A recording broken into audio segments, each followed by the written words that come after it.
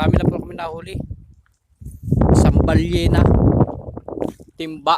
So, yung nahuli namin ngayon. Yan.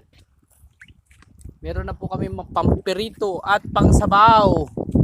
Tuwan-tuwa na naman si Boss Larry niyan.